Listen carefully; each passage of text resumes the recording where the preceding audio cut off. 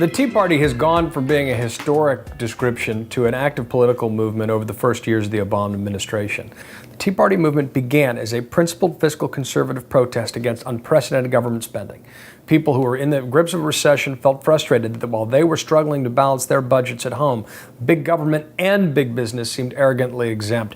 Over that first summer of 2009, something else began to creep in. Conservative activists began to ironically appropriate Saul Alinsky's rules for radicals, embracing the street theater politics and politics of confrontation.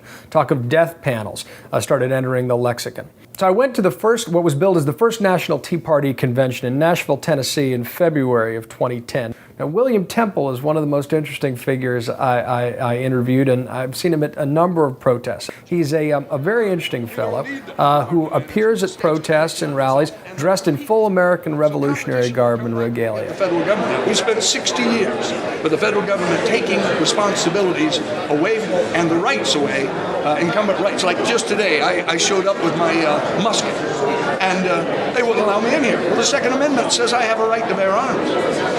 When did that disappear? One of the things I discovered in researching Wingnuts and writing is everybody thinks they're fighting for freedom. Folks on the far right and the far left, it's a very American idea that we want to associate ourselves with, that we are fighting for freedom.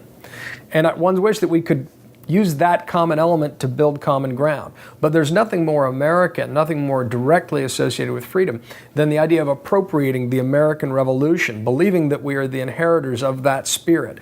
The problem comes when we start believing that we are ourselves exclusively the defenders or inheritors of the American Revolution. When people start acting like they or their political movement owns concepts that belong to everybody, like freedom, or articles like the Bible or the American flag.